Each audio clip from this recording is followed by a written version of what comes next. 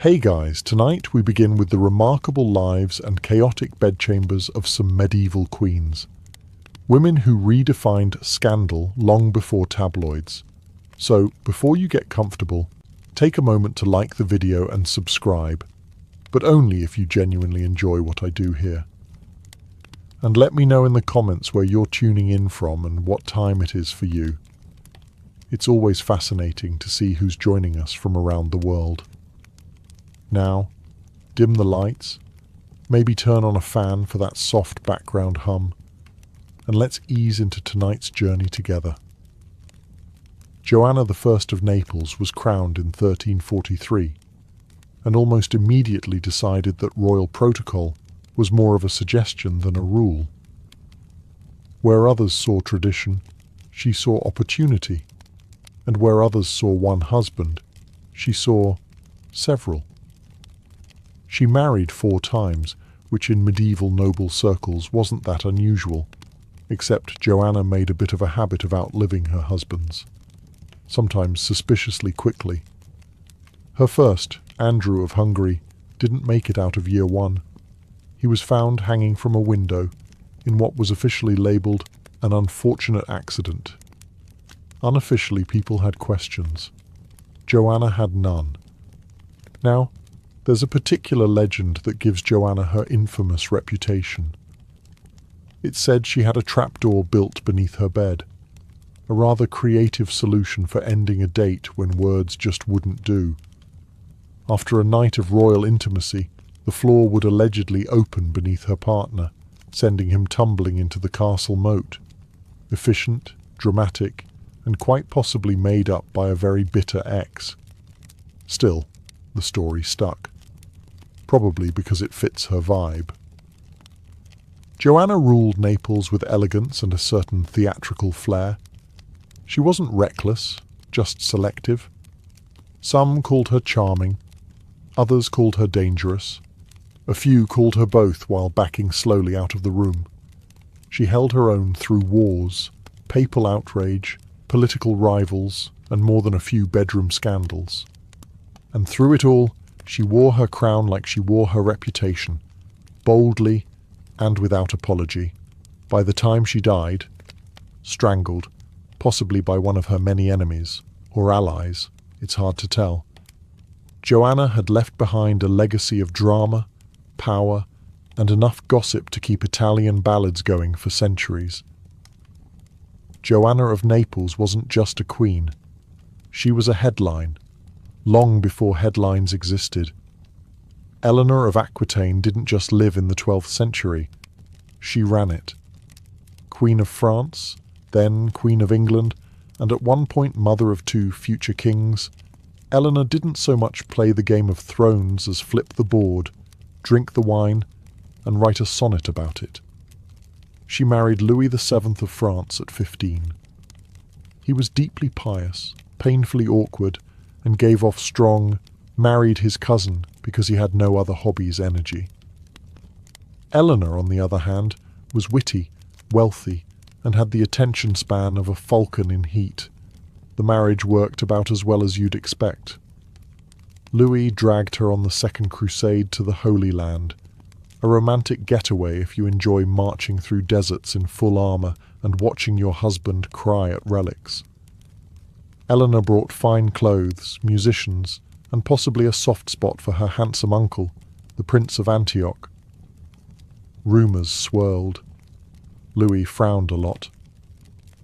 The marriage died quietly over a cold supper in Damascus. After the annulment, Eleanor practically sprinted back to Aquitaine and remarried, this time to Henry Plantagenet, the future King of England. He was 11 years younger, red-haired, and wildly unpredictable. In short, her type. Their marriage produced 10 children, multiple wars, and one of the most passive-aggressive households in European history. But Eleanor wasn't just birthing future monarchs. She was holding poetry contests. At her court in Poitiers, she championed courtly love, a new genre that encouraged noble ladies to be adored from afar by hopeless knights with emotional problems and good cheekbones. Of course, no one followed the from afar part. It was all stolen glances, lute playing, and long walks that ended behind tapestries. Eleanor's court became the go-to destination for nobles with more passion than impulse control. When Henry's wandering eye got tired of monogamy, and of Eleanor, she responded the way any good mother would, by helping her son stage a full rebellion against him. He was not amused. She was placed under castle arrest for 16 years, which for Eleanor just meant more time to write letters, sip wine, and plot vengeance through her children. Margaret of Burgundy wasn't the kind of queen you'd expect to cause a national scandal. She ticked all the right boxes: royal bloodline, properly married to the heir of France, looked great in fur-trimmed gowns, and didn't openly poison anyone at court dinners. A model medieval wife, on paper. But then came the year 1314, when France discovered that keeping 3 princesses bored and unsupervised in a castle was a recipe for gossip, embroidery, and extramarital activities. Margaret was married to Louis, future King Louis X, a man whose charisma was often compared to boiled cabbage. Their marriage was not what you'd call thrilling, and Margaret, apparently, got tired of reading psalms and pretending Louis's bedtime stories about tax reform were seductive. Enter the Tour de Nesle affair, a scandal with a name so dramatic it sounds like a medieval soap opera. According to the accounts, Margaret and her sister-in-law Blanche started meeting 2 handsome Norman knights in secret. Where, you ask? In the Tour de Nesle, a royal tower by the Seine, conveniently private, mildly haunted, and apparently soundproof enough for courtly whispers and less than courtly behaviour. The men were eventually caught because, and this is real, they were recognised by the pattern on their pillowcases. Royal servants noticed the knights had luxury linens identical to those used in the princess's chambers. That's right. The downfall of a queen was triggered by medieval pillow theft. No espionage, no poison, just bad laundry choices. King Philip IV, Margaret's father-in-law and reigning monarch, was not amused. The knights were tortured and executed, publicly and with dramatic flair. As for Margaret, she was thrown into prison at Château Gaillard, a place about as cheerful as its name isn't. She died there 2 years later, either from illness, suffocation, or the fact that her husband wanted a clean slate before becoming king. Medieval history is fuzzy on the details, and suspiciously quiet about whether the pillowcases were returned. Margaret's crime wasn't politics, witchcraft, or treason. It was being a little too charming in the wrong tower, with the wrong men, on the wrong linens. And in medieval France, that was enough to get you erased. Isabella of France had everything a medieval queen could want: royal blood, a crown, expensive French shoes, and a husband she couldn't stand. She married Edward II of England in 1308. He was tall, handsome, and more emotionally available to his male favourites than to his wife, which, in a royal marriage, was complicated. From the beginning, Isabella had competition. Edward was already very attached to one Piers Gaveston, a charming knight with a flair for fashion and the political tact of a fruit bat. Edward gave him titles, land, and the kind of attention most wives had to work years to get. At the coronation banquet, Gaveston wore more jewels than Isabella. She noticed. Gaveston was eventually exiled, recalled, exiled again, and then beheaded by annoyed nobles who were deeply unimpressed with his eyeliner and smugness. Isabella might have shed a royal tear. Or not. But just when you think the marital drama peaked, Edward replaced Gaveston with Hugh Despenser, a man so greedy and unpopular he made Gaveston look like a picnic. Despenser wasn't just in the king's bedchamber, he was in the treasury, the council, and every single noble's bad dreams. He exiled Isabella's allies, seized her lands, and insulted her in public. Bold strategy, insulting the queen, historically unwise. By 1326, Isabella had had enough. She took her son, the future Edward III, and fled to France under the pretense of diplomacy. There she met Roger Mortimer, a nobleman with a rebellious streak, strong jawline, and a very available marriage status. Together, Isabella and Mortimer launched a full invasion of England. Yes, really. A queen invaded her own country with a boyfriend and a teenage son in tow. It worked. Edward was captured and deposed. And then the rumours started. Edward II died in prison under mysterious circumstances. One particularly graphic rumour suggests a red-hot poker was involved.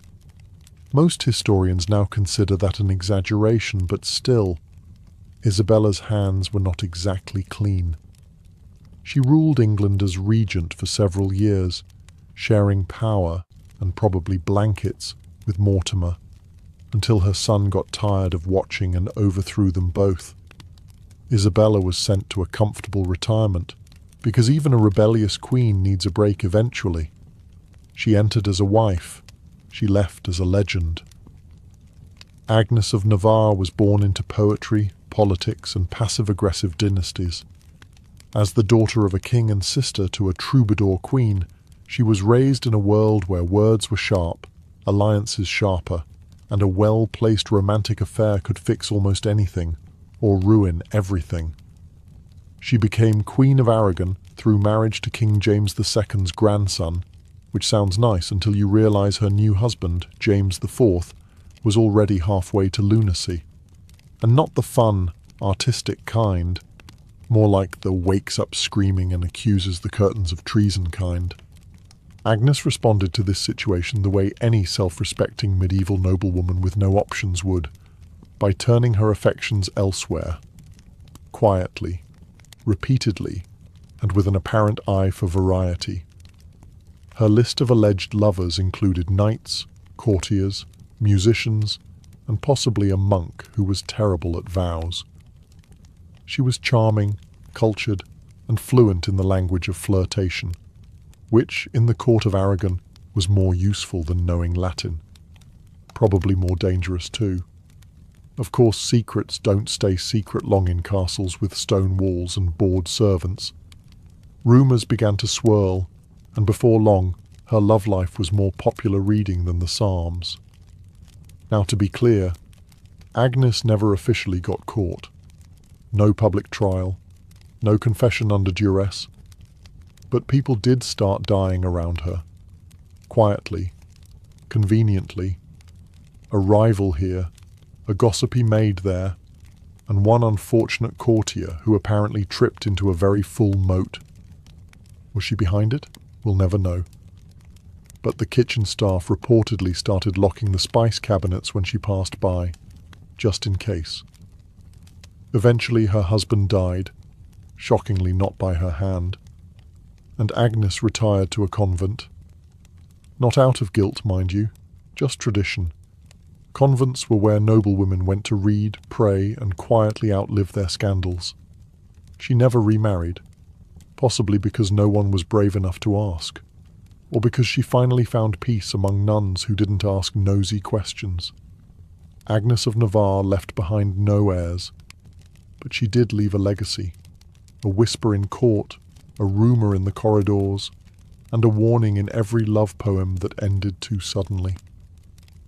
Joanna of Castile was a princess by birth, a queen by title, and a walking cautionary tale about getting way too emotionally attached to your spouse.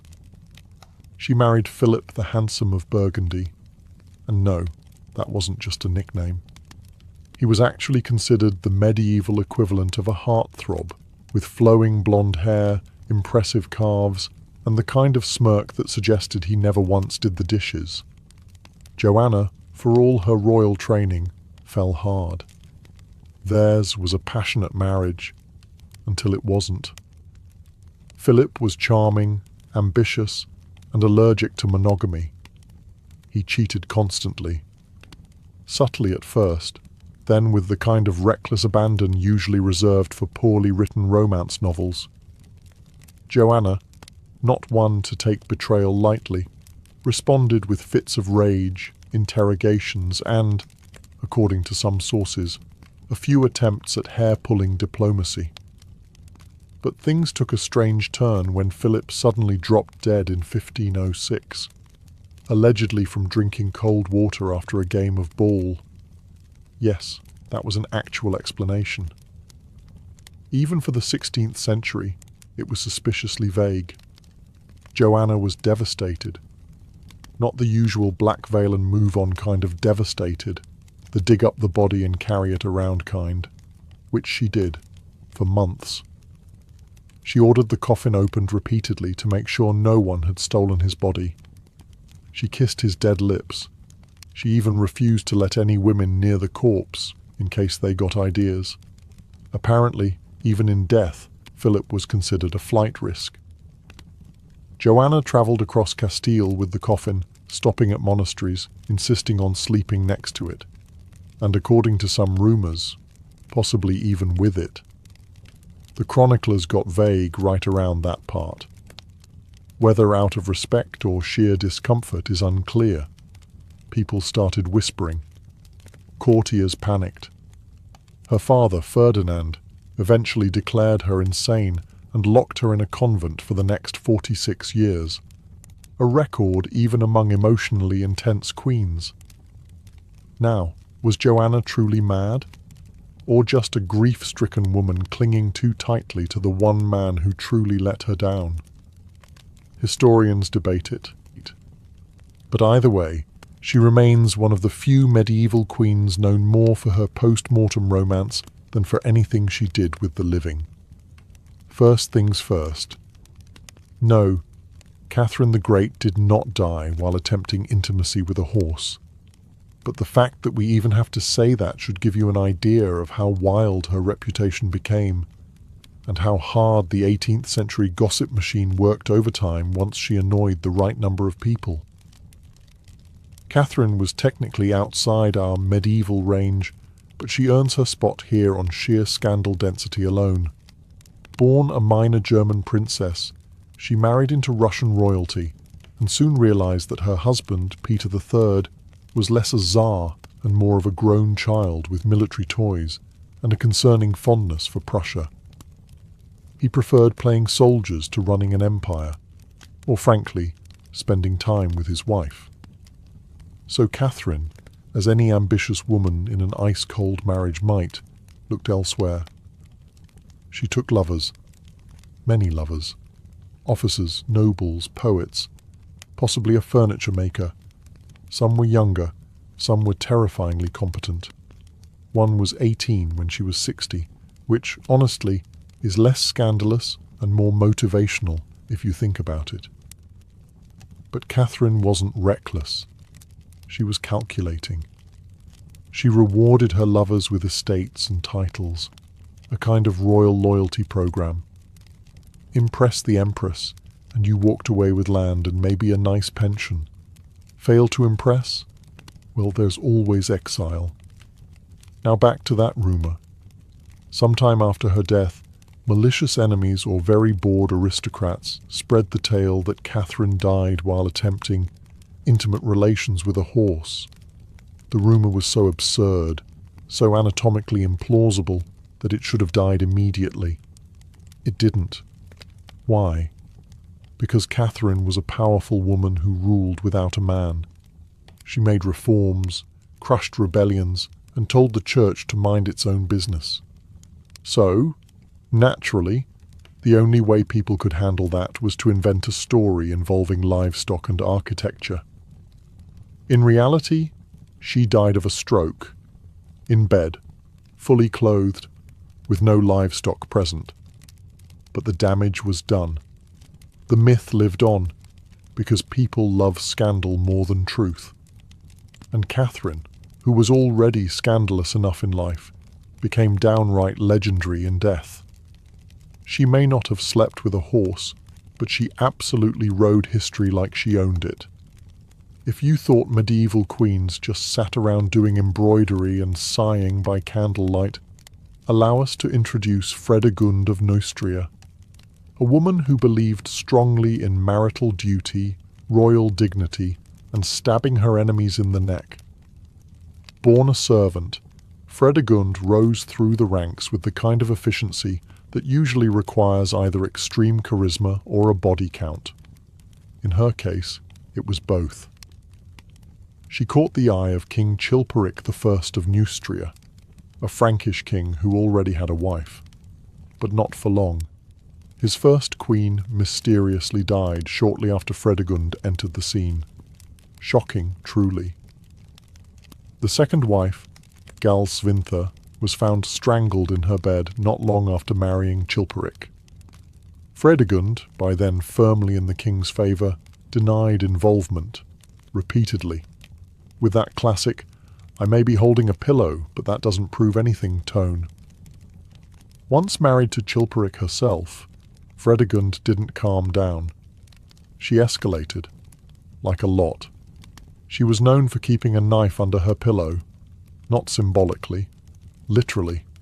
This was a woman who treated bedtime like a potential crime scene. Political rival? Poisoned. Bishop says something rude? Disappears mysteriously. Servant gets too gossipy? Oops, dead again. Her feud with Brunhilde of Austrasia, her sister-in-law, became the stuff of legend. The two women spent decades waging what was essentially a royal mean girls' war, but with more assassinations. Fredegund once sent a hired killer to murder Brunhilde's son during Mass. Subtlety was not her strong suit. Even after her husband's own very suspicious assassination, Fredegund ruled as regent for her son, Clothar II. She handled diplomacy, crushed rebellions, and probably stabbed at least one more person during a dinner party. She wasn't just feared, she was respected, mostly out of fear, and yet somehow she died peacefully in bed, which feels like a clerical error in the grand script of her life. Fredegund didn't just sleep with knives, she was the knife, sharp, cold, and always ready. She makes most other queens on this list look like they were playing with wooden spoons. Anne Boleyn wasn't born to be queen. She was born to be noticed. Smart, stylish, and fluent in the delicate art of eyebrow archery, she knew how to command attention in a room full of powdered men who thought Latin made them irresistible. She showed up at the English court in the early 1500s like a fashionable storm, not conventionally beautiful according to some accounts, but magnetic in that "I'm smarter than you and I know it" kind of way. King Henry VIII took one look at her and promptly forgot he already had a wife. Unfortunately for Queen Catherine of Aragon, Anne wasn't interested in just being the king's mistress. She aimed higher, like crown-level higher. Henry pursued her for years, wrote love letters that were equal parts obsession and teenage diary, and tore the country in half just to marry her, literally. He created the Church of England so he could annul his marriage and slide a ring onto Anne's very ambitious finger. That's not romance. That's state-sponsored seduction. Once queen, Anne Boleyn was not content to sit quietly and pop out airs. She was sharp-tongued, opinionated, and openly disliked by half the court, mostly because she said what she thought and didn't faint at flattery. She also had a habit of teasing Henry in public, which, while amusing, was a bold move considering his track record with wives. And then came the problem. No son. Just one daughter, Elizabeth, who would later rule England like a boss, but at the time was a major disappointment to a king obsessed with male heirs. Suddenly, Anne's flirtatious charm wasn't charming anymore. Rumours started. Affairs with courtiers, incest with her brother, witchcraft, adultery. Most of it was absurd, even by Tudor standards. But Henry was bored and looking for an exit, preferably one with a blade. She was arrested, given a trial that would have made a kangaroo blush, and executed by a French swordsman specially imported for the occasion.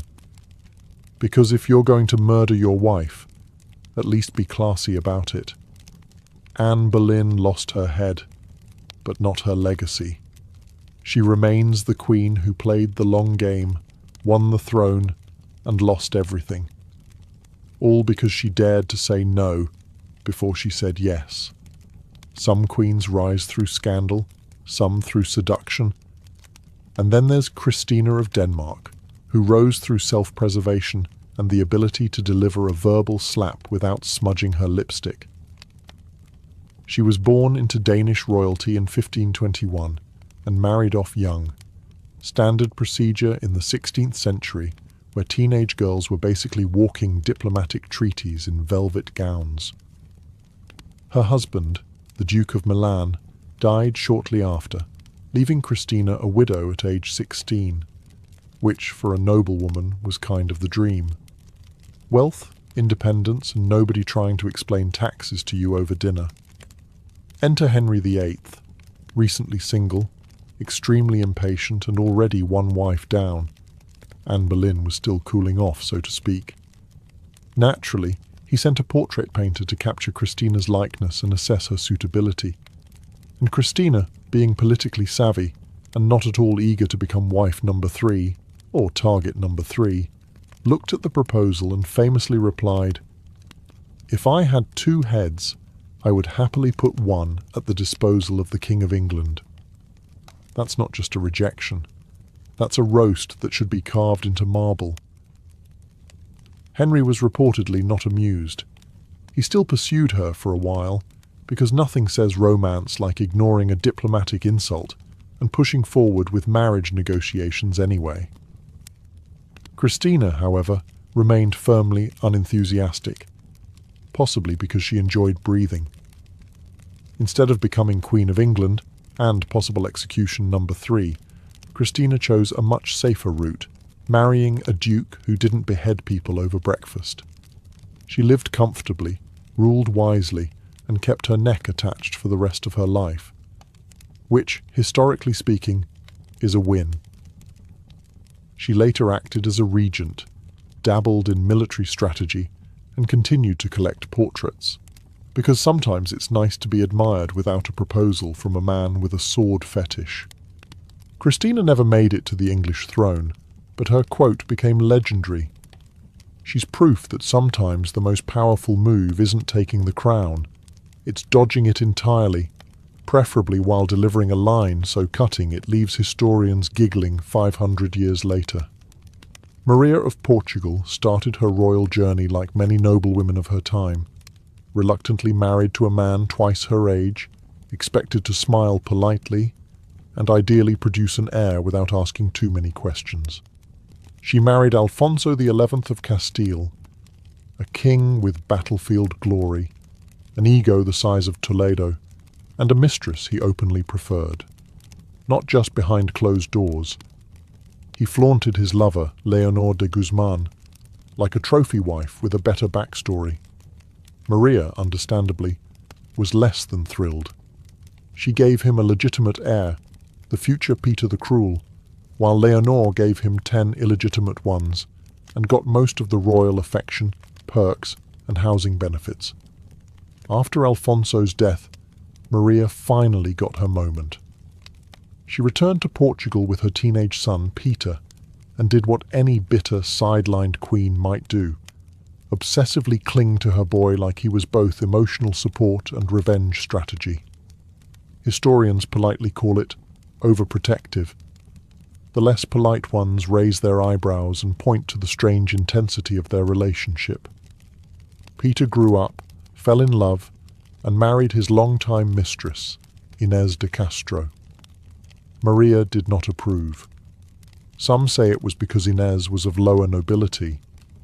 Others say it was because she didn't want to share Peter with any woman who wasn't Maria herself. Either way, things escalated fast. According to one dramatic version of events, Maria encouraged Inez's assassination, and Peter, after Inez was murdered, responded by declaring her his wife posthumously, digging up her body, placing it on the throne, and forcing nobles to kiss her rotting hand. You know, a completely measured royal response. Did Maria actually mastermind the killing? Maybe. Maybe not. But her name was definitely whispered behind palace curtains for years. Later in life, she withdrew from politics and may or may not have started referring to herself as Empress in private. There's no proof she went fully mad, but she did spend a lot of time staring out windows and writing letters no one read. Maria of Portugal never got the love she wanted, but she did get a lifetime of palace intrigue, gossip, and the dubious honor of being remembered as the mother-in-law from medieval hell. Olga of Kiev was not a woman to cross lightly, or at all, or even look at funny. When her husband, Prince Igor, was murdered by a neighboring tribe called the Drevlians in 945, they made a critical mistake. They assumed his widow would quietly mourn and then accept a marriage proposal from the Drevlian prince, as if the woman whose husband they just tied to trees and ripped in half would be in the mood for wedding cake. Olga smiled, nodded politely, and told them she'd consider it. Then she burned them all. First, she invited the Drevlian envoys to her court. While they relaxed in their boats, she had them carried, boats and all, into a massive pit and buried alive, a strong opening move. Then she sent word to the Drevlians to send more noble suitors. When those arrived, she offered them a bathhouse to freshen up before meeting her. Once they were inside, she locked the doors and set the place on fire. Still not done, she travelled to the Drevlian capital, asking for a funeral feast in honour of her late husband. They threw a massive party. She got them drunk, and then her soldiers killed around 5,000 of them. It was less a feast and more of a blood-splattered TED talk on why you don't mess with widows from Kiev. But the pièce de résistance? The birds. When the Drevlians finally retreated and begged for mercy, Olga told them she'd stop the siege if each household gave her 3 pigeons and 3 sparrows. Reasonable, they thought. Humane, even. Olga then tied sulphur-soaked cloth to each bird's leg, lit them on fire, and released them. The birds naturally flew home, into barns, thatched roofs, and wooden homes. The entire city burned down in a single synchronized firestorm, all brought to you by Team Avian Vengeance. Olga eventually converted to Christianity and is now a canonized saint, proving that even history has a sense of humor. One minute you're burning cities with pigeons, the next you're a holy symbol of piety and wisdom. Olga didn't flirt, poison, or plot in whispers. She just annihilated, and somehow she still made the sainthood list. Lucrezia Borgia never technically wore a queen's crown, but don't let that fool you. She ruled hearts, bedrooms, and suspiciously timed deaths with more flair than most monarchs could manage with a full treasury and a standing army. Born in 1480 to the Borgia family, which is already a red flag, Lucretia was the daughter of Pope Alexander VI. Yes, Pope. You'd think a celibate man of God wouldn't have children, but the Borgias operated under their own interpretation of scripture, mostly involving nepotism and Renaissance-level thirst. Lucrezia was married off several times as part of political alliances. Husbands tended to either die suddenly, flee in fear, or find themselves in awkward situations involving mysterious circumstances. One poor soul, Giovanni Sforza, claimed he was pressured to annul their marriage due to non-consummation. In other words, the family publicly declared he was too boring in bed for Lucrezia's standards. Subtle, they were not. And then there were the rumours. Oh, the rumours. that she wore a hollow ring filled with poison, that she had an affair with her brother, Cesare, that she gave birth to a child whose parentage was listed as unknown, possibly even the Pope himself. Medieval gossip didn't dabble in subtle implications. It sprinted straight into full-blown soap opera territory. Was any of it true? Probably not. But that didn't stop the whispers. Lucrezia was beautiful, intelligent, fluent in multiple languages, and knew how to throw a party, which, in 15th century Rome, meant orgies, politics, and maybe a little light homicide for flavour. Despite the chaos surrounding her, Lucrezia later settled into a quieter life as Duchess of Ferrara. She ran a successful court, supported the arts, and spent more time reading poetry than plotting murders. It's almost disappointing, like watching a lion take up gardening. But the legend of Lucrezia never died. The Borgia name still drips with scandal, and she remains its most glamorous ghost, equal parts reality and very well-dressed myth. In the end, Lucrezia's greatest weapon wasn't poison or seduction. It was ambiguity, and history, as always, ate it up. Wu Zetian began her imperial career the traditional way, as a teenage concubine to Emperor Taizong of the Tang dynasty. She was one of many, pretty, polite, and quietly observant. She also played the long game like it was a board sport with no rule book.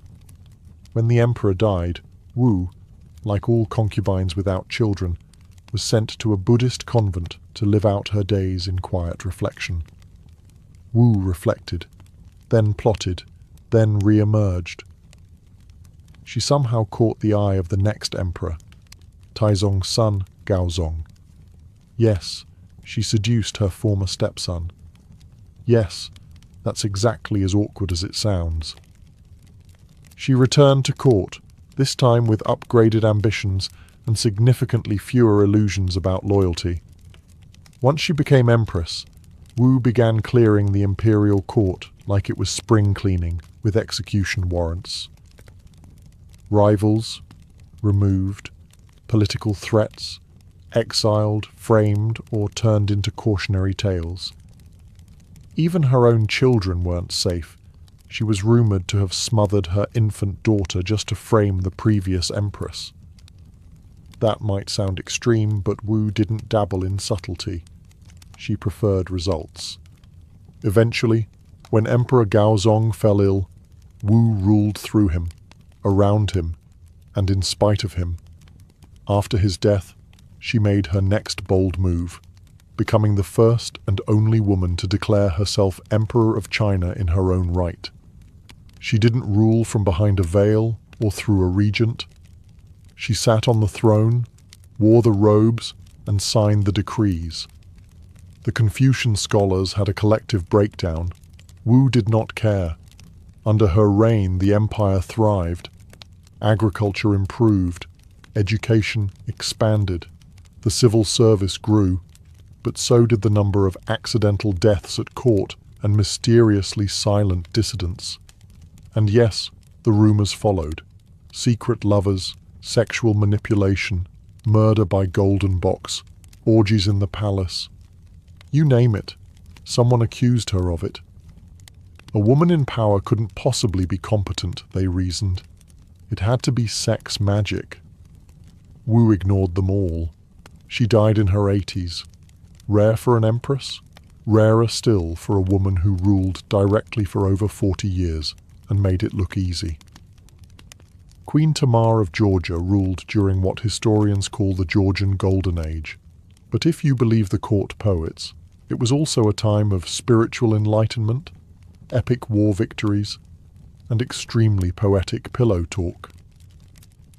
Crowned King of Kings, yes, king, in 1184, Tamar wasn't content with being a queen in name only. She styled herself as the sovereign ruler, not just the royal accessory to a husband.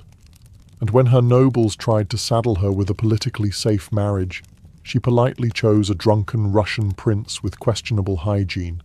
married him, and then promptly exiled him when he misbehaved, which he did, a lot. After that, Tamar ruled solo. Georgia expanded its territory, flourished economically, and produced so much court poetry it could have flooded the Black Sea with verses about love, loyalty, and the divine glow of our glorious queen's cheekbone.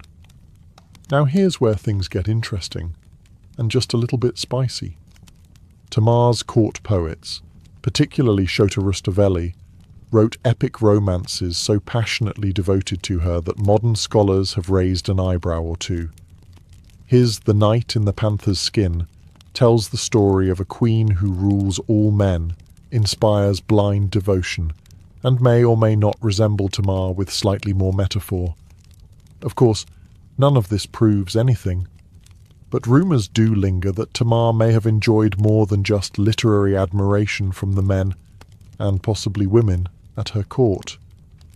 Whispers about private retreats, discreet companions, and late-night conversations that didn't involve state policy float through medieval sources like delicate smoke no one wants to name. Despite the flirtations of history, Tamar was canonized as a saint after her death, which is impressive, considering her reign included leading crusades, crushing rebellions, and allegedly sending ex-lovers off to monasteries for spiritual reflection. She died peacefully, surrounded by loyal nobles, and enough theological justification to make even the most poetic rumours fade quietly into myth. Tamar didn't need scandal to be remembered, but the possibility of one, that's what keeps her fascinating. If you think Christmas ends on December 25th, you'd be laughed out of a medieval tavern. Back then, the real party was only just beginning. In the Middle Ages, Christmas lasted 12 full days, from the Nativity on December 25th all the way to the Feast of the Epiphany on January 6th. And each of those 12 days had its own meaning, customs, and excuses for indulgence. The first day, Christmas itself, was solemn and sacred, but don't let the incense fool you. After weeks of Advent, which was basically medieval Lent with fewer snacks and more waiting, Christmas unleashed a flood of feasting, music, and merrymaking. The poor got to eat meat, the rich threw banquets that could bankrupt a small monastery, and the ale, flowing like the Danube. The 12 days weren't just an extended dinner party. They were spiritual, theatrical, and frankly chaotic. Each day had different saints to honour. December 26th was St. Stephen's Day, when people gave food and charity to the poor. Think Proto-Boxing Day, but with more piety and fewer sales. December 28th was Holy Innocents' Day, a commemoration of the children slain by Herod, where some traditions even called for children to rule the household for the day. Yes, the kids were in charge, and that never ends well. By the time January 1st rolled around, the feast of the circumcision, everyone was too full, too drunk, and too tired to do much more than stumble through a Latin hymn and grab another roasted goose leg. But they pushed through to January 6th, Epiphany, which marked the visit of the Magi. That's when the 12th night came into full swing, with masks, disguises, and the kind of role reversal where peasants played kings and kings pretended to enjoy it. For medieval folk, Christmas wasn't a single morning of wrapping paper and sugar crashes. It was a nearly 2-week blend of sacred devotion, rowdy excess, and social topsy-turvy. And if you weren't still partying well into the new year, were you even celebrating? Forget pine trees and plastic Santas. A medieval Christmas looked more like a pagan woodland rave than a cozy Hallmark special. Instead of tinsel, they decorated with ivy, holly, bay leaves, and mistletoe, all evergreen plants symbolizing eternal life, repurposed from earlier pagan winter solstice traditions. If it stayed green in December, it was getting hung on a wall. The real centerpiece, however, was the boar's head, not just as dinner, but as decoration. Picture this: a roasted pig's head with an apple in its mouth, paraded into the great hall on a silver platter, accompanied by minstrels singing the boar's head carol. Because nothing says Merry Christmas like a severed pig's face making eye contact with your guests. And speaking of halls, homes weren't cozy little cottages. The nobility celebrated in grand halls that echoed with the sounds of lutes, pipes, and the occasional inebriated monk belting out Christmas hymns. The hall would be strewn with rushes on the floor, the walls adorned with tapestries, and the air filled with the smells of roast goose, spiced wine, and unwashed bodies. Festive. In the absence of Christmas trees, which didn't really catch on in Europe until the early modern period, people got creative. Ivy and holly weren't just tossed around randomly. They were symbolic.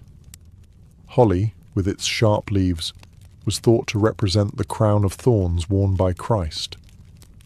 Ivy, clinging and twining, symbolized the faithful's dependence on God. It was a theological houseplant arrangement. Mistletoe, on the other hand, was a bit racier. Associated with fertility and Norse myths, it wasn't always church-approved, but that didn't stop medieval revelers from hanging it in doorways. If you stood beneath it, tradition dictated you could be kissed, often forcibly. The church didn't love that part, but let's be honest, the medieval church didn't love a lot of things, and people still did them. So if you walked into a medieval manor during Christmas, it would feel part holy sanctuary, part bacchanalian forest feast.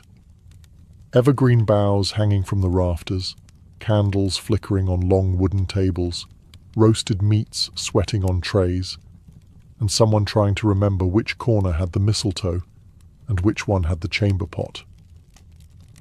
In the Middle Ages, Christmas feasting wasn't just a nice meal.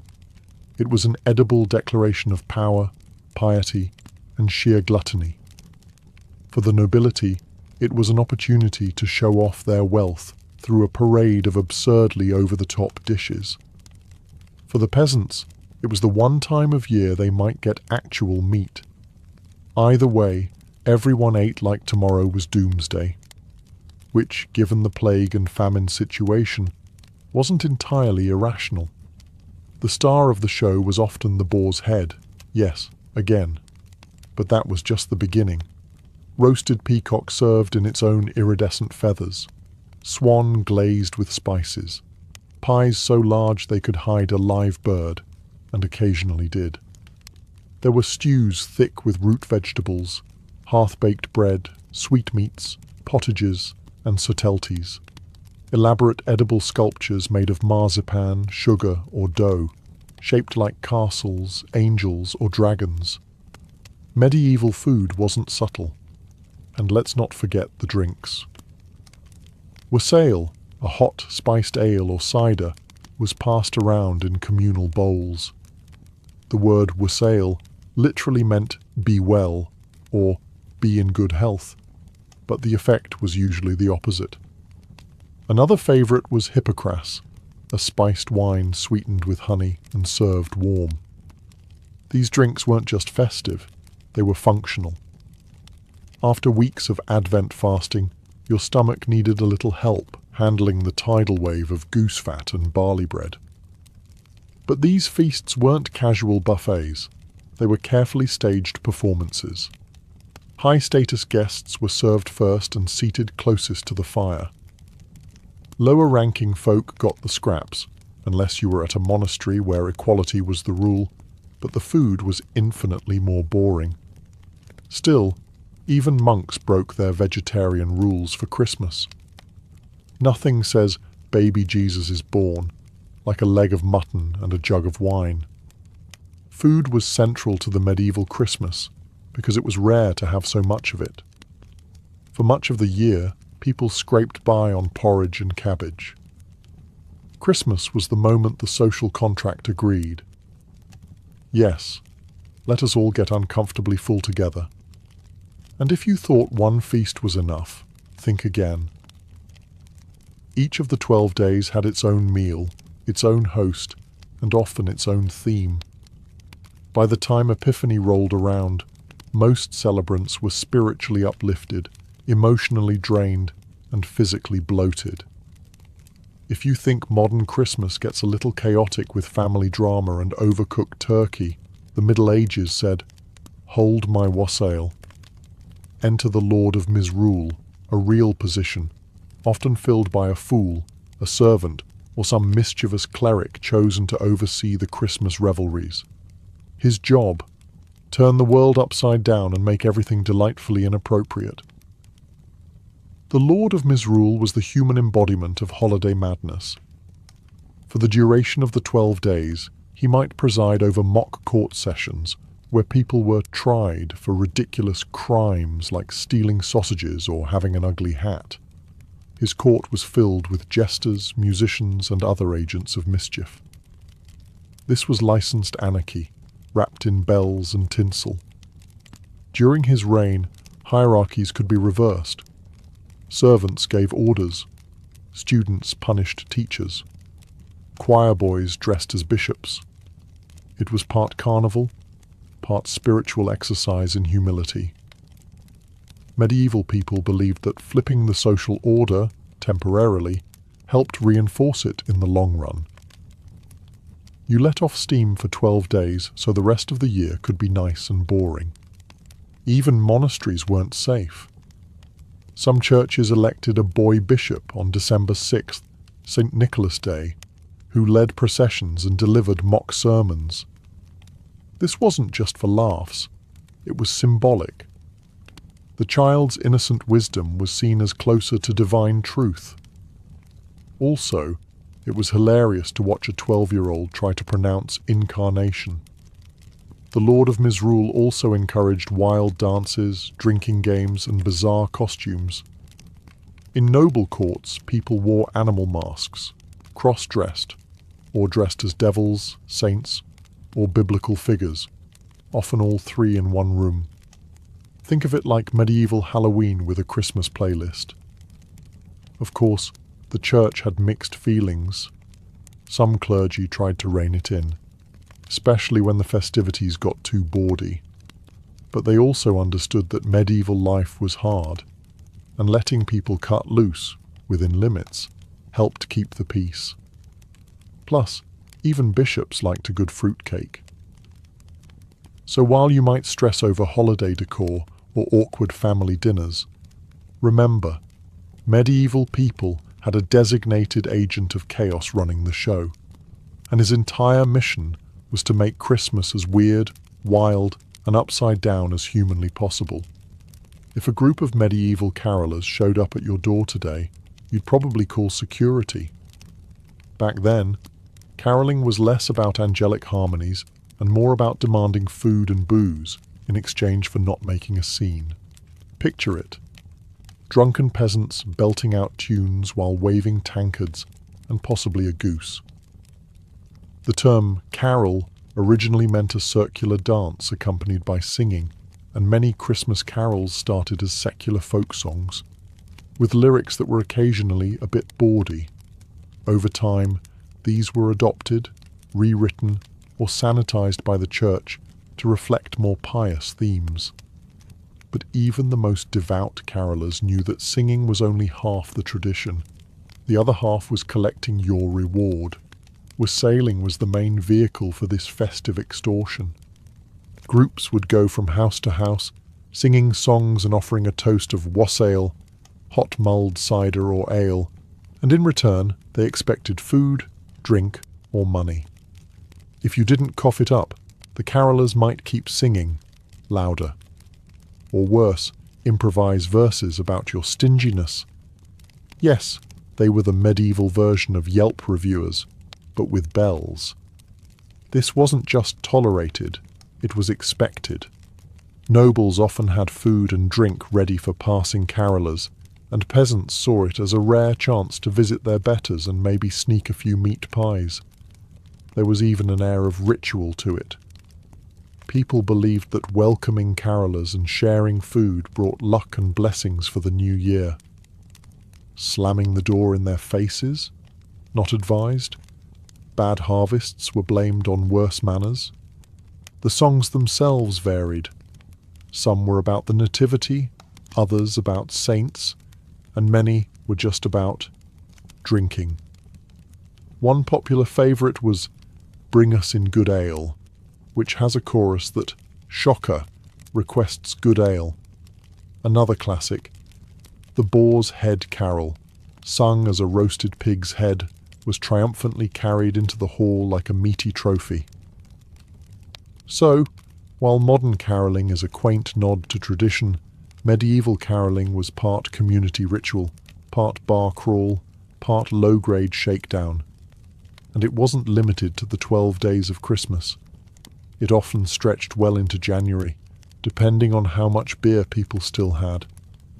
Before scented candles and electric fireplaces, there was the Yule log, a hunk of real, unapologetically massive timber dragged into the hall and set ablaze with almost religious ceremony. In fact, the log was so large that medieval houses often had to leave part of it sticking out of the hearth. They'd just shove it in further as it burned, like a flaming breadstick of seasonal joy. This wasn't just about staying warm. The Yule log had deep symbolic roots, many of them suspiciously pagan.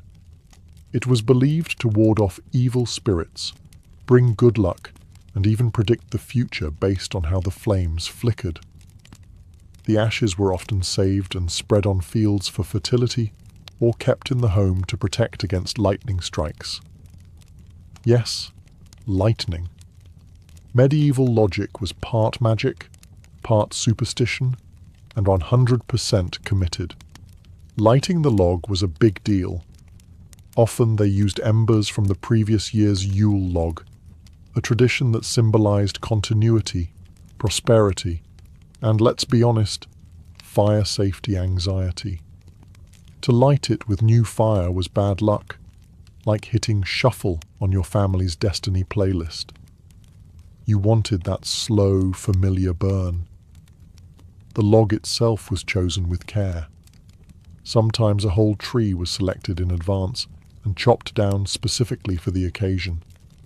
Wealthy households might decorate it with ribbons, greenery, or even dust it with wine.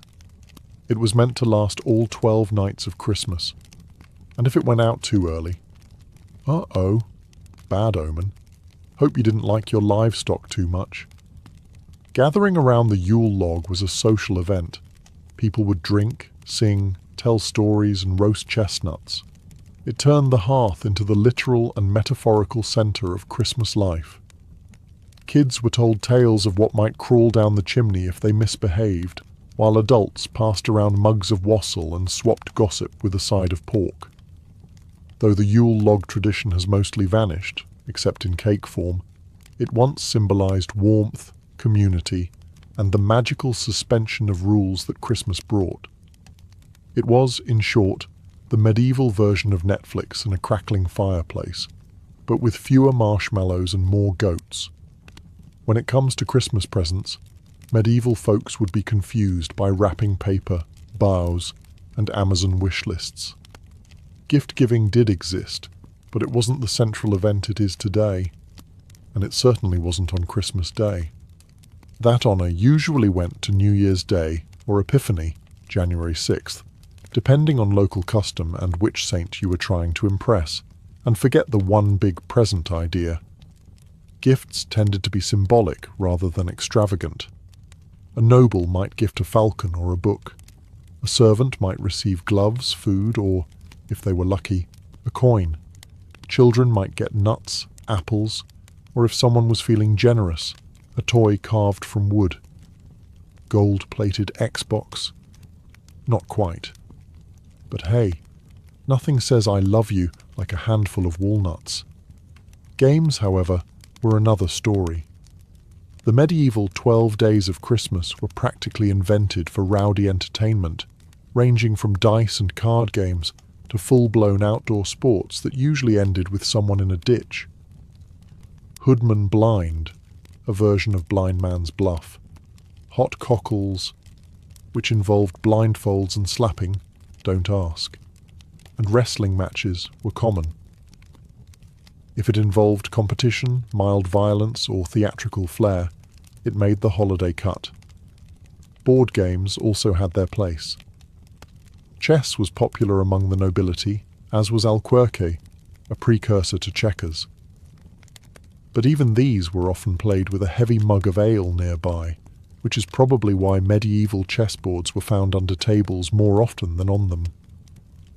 For those more inclined to theatricality, there were mummers' plays, masked performances put on by roving groups of amateur actors.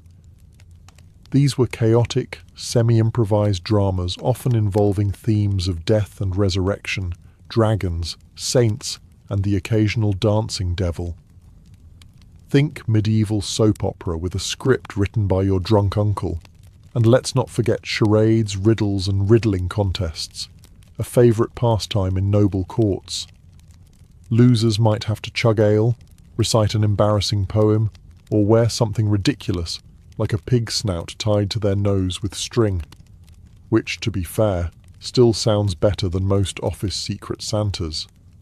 So while medieval Christmas gifts were modest, the spirit of play and mischief made the season rich in other ways. It was a time when laughter and games had their rightful place next to prayer and roast swan, and often got a bit more attention. Amidst all the drunken wassailing, roasted boars, and men in goat costumes declaring themselves kings for a day, there was still the matter of the birth of Christ, which was, technically, the whole reason for the season. In the medieval world, Christmas was both holy day and holiday, and few things captured the sacred side more than midnight mass. At the stroke of midnight on December 25th, villagers, nobles, and monks would bundle up and trudge through the cold, often through snow and mud, to attend a solemn, candle-lit service.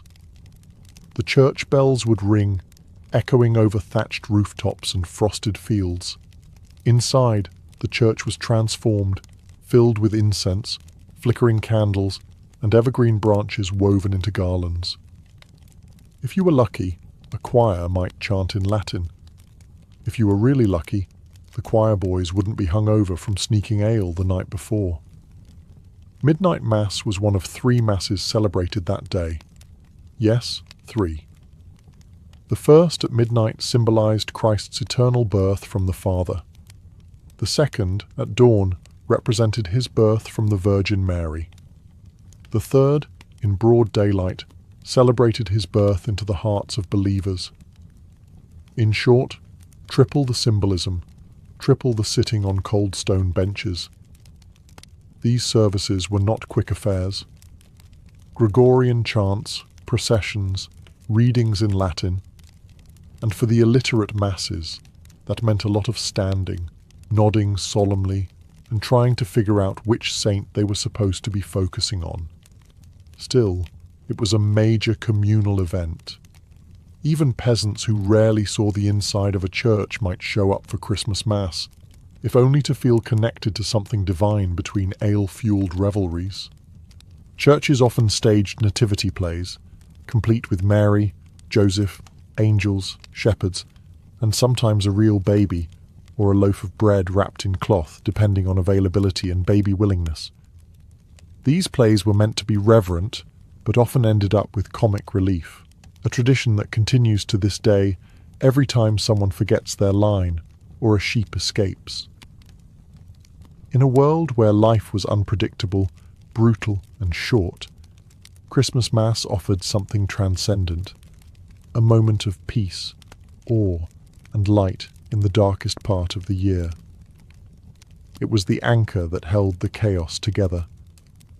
That, and maybe one last round of mulled wine. After 12 days of feasting, singing, drinking, and institutionalized absurdity, the medieval Christmas season ended with a final bang.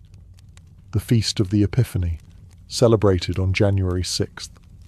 It marked the arrival of the 3 Magi, or wise men, who came bearing gifts for the newborn Christ.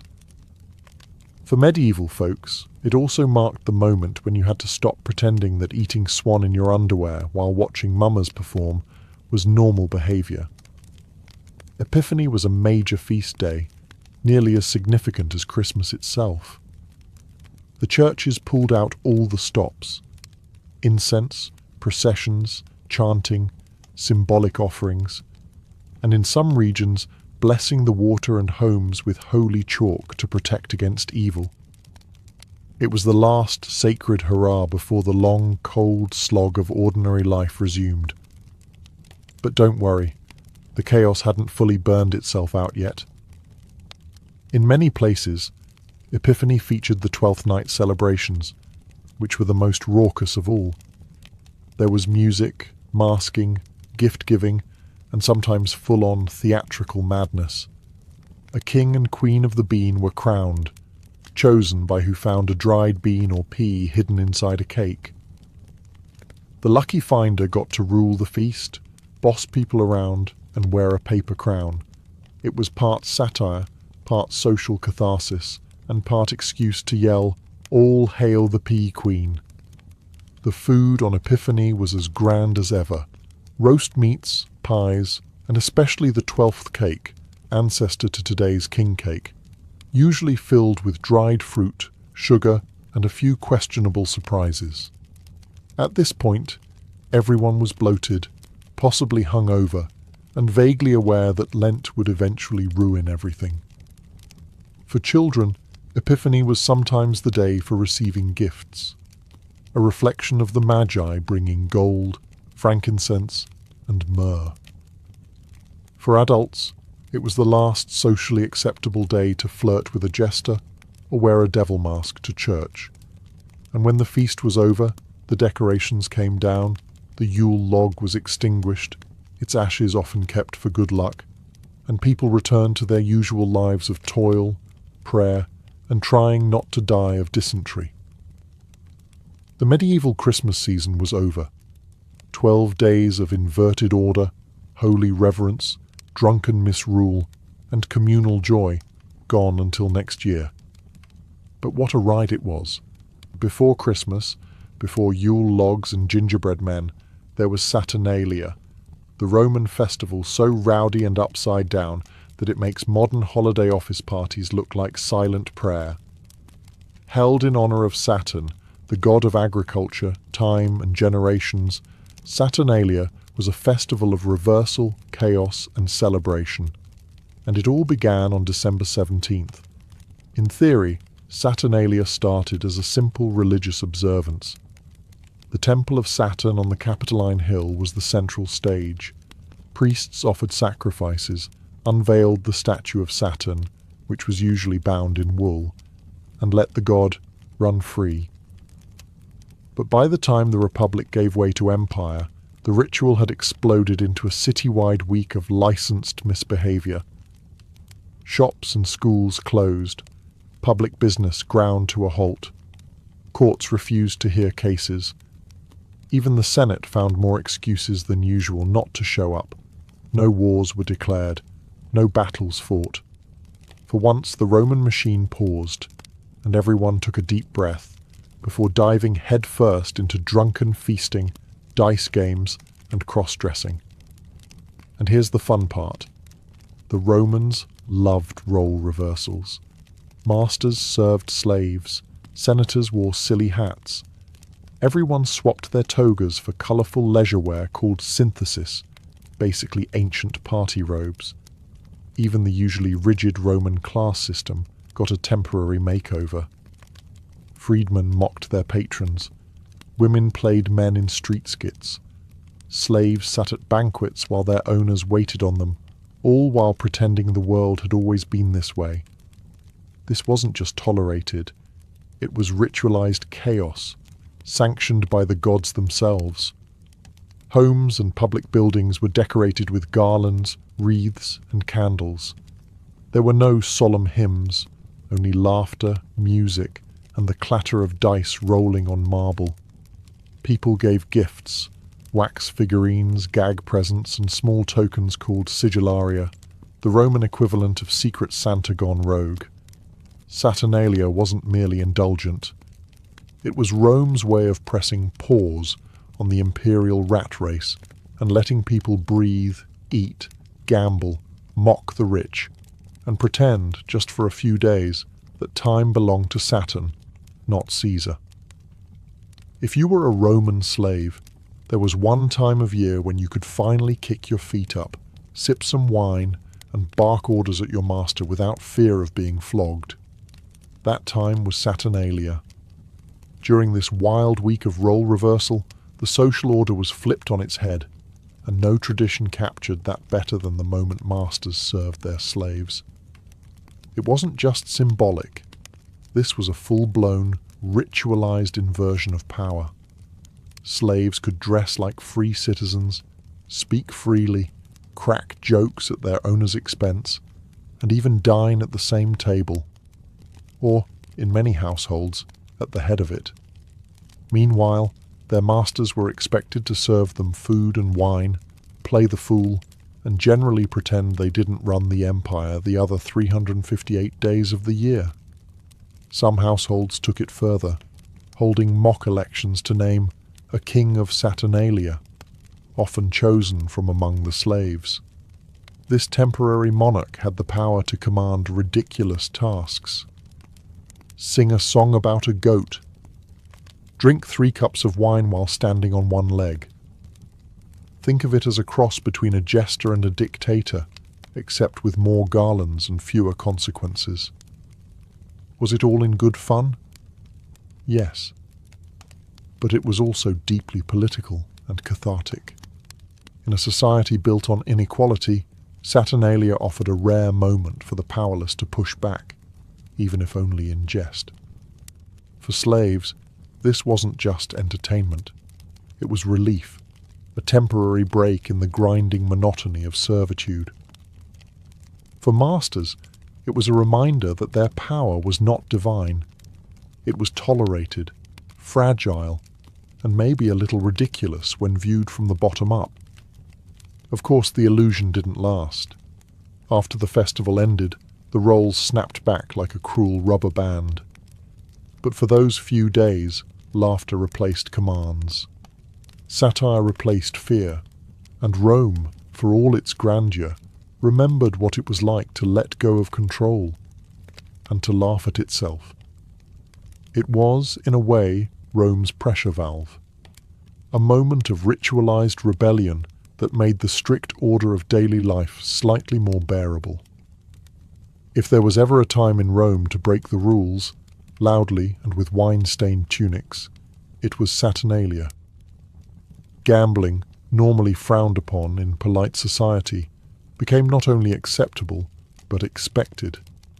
Men, women, and even children grabbed dice or knucklebones and bet coins, food or ridiculous dares. Even slaves, who were usually banned from betting altogether, joined in on the action, and sometimes even cleaned out their masters' purses.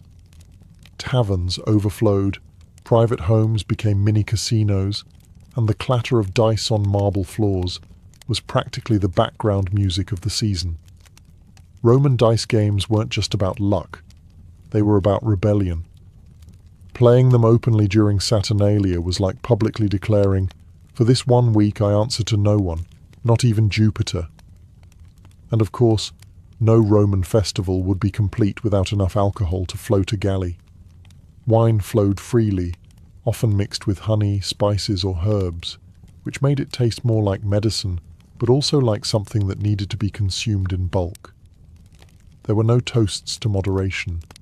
People drank to Saturn, to freedom, to each other, and often to the ceiling. Drunken singing in the streets? Absolutely. Public dancing? Yes. Wearing wreaths made of ivy and stumbling into a fountain? Practically encouraged. Saturnalia gave Romans an excuse to behave like the exact opposite of their usual stoic, virtue-obsessed selves. Respectable citizens wore bright robes instead of white togas. Senators played the lyre badly in public. Women told dirty jokes and were applauded for it. Chastity, seriousness, and control were tossed out the window with the same enthusiasm as yesterday's bread crusts. Some even called Saturnalia the best of days, because it allowed people to be their truest selves, messy, loud, emotional, and slightly off-key. The wild behavior wasn't seen as sinful, it was seen as necessary.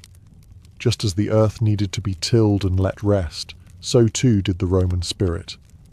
And for that 1 week, it was perfectly acceptable to be irresponsible, gloriously, unapologetically irresponsible. After all, what was the worst that could happen? You'd just go back to being a respectable citizen next week. At the heart of the Saturnalia madness was a crowned fool with too much power and not enough sense, the king of Saturnalia. Sometimes called the Lord of Misrule, this temporary monarch was chosen, often from the lowest social ranks or even a slave, to preside over the festivities like a drunken god in a laurel wreath. The role? Simple. Command chaos. Once crowned, the king could issue ridiculous, often humiliating orders, and everyone was expected to obey. Dance like a donkey. Sing a love song to that fruit bowl. Recite Cicero while hiccuping. Guests at the feast had to follow through, or else risk being laughed off the couch. This wasn't just a gag, it was ritualized subversion. The king was meant to embody the spirit of Saturn himself: freedom, fertility, disorder. By putting the least powerful person in charge, Romans symbolically overturned their strict social order. The master became servant, and the fool became sovereign, just for a little while. And in that topsy-turvy kingdom, the laws of dignity did not apply. The choice of king was often made by hiding a bean or coin inside a cake. Whoever bit into it became royalty for the night. This tradition would later echo through Europe as the king cake custom during Epiphany and other winter feasts. But the Romans weren't thinking about Christian holidays. They were thinking about who looked funniest in a crown made of vines. Sometimes the role carried a darker tone. In earlier centuries, it may have been tied to older grim fertility rites, where the mock king might actually be sacrificed at the end of his reign. Thankfully, by the imperial period, the worst fate awaiting the king of Saturnalia was a pounding hangover and some very embarrassing stories. And when the festival ended, so did the king's reign. The fool took off his crown, the servants went back to serving, and the absurdity faded into memory, leaving behind only laughter, leftover wine, and perhaps a slightly bruised ego. Still, for that brief moment, a slave could command a senator, and all of Rome would cheer. If you thought giving socks for Christmas was disappointing, try receiving a wax figurine shaped like a turnip. Welcome to Saturnalia gift-giving, where the presents were cheap, funny, and absolutely overflowing with chaotic charm. Unlike the lavish gift-giving of today, Saturnalia gifts, called sigillaria, were small, personal, and often downright silly.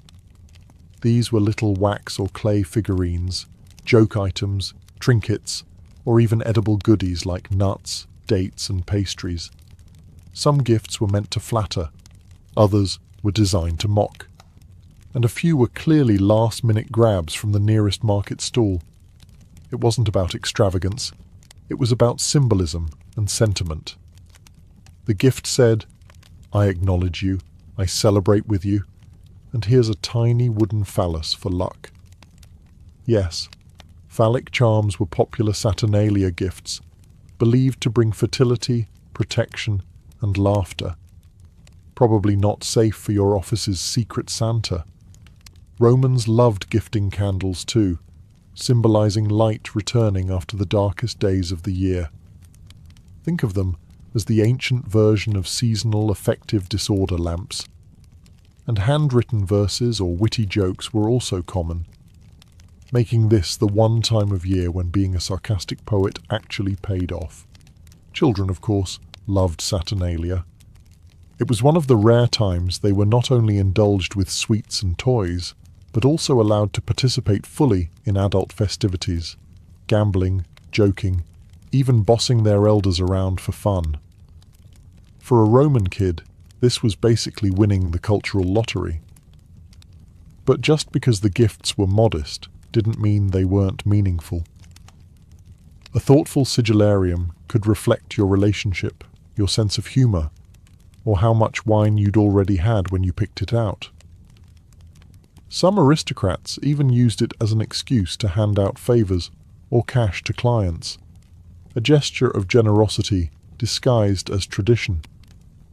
Gift-giving usually happened on or around December 19th, during the height of the celebrations, and much like today, it came with stress, expectations, and the occasional passive-aggressive response.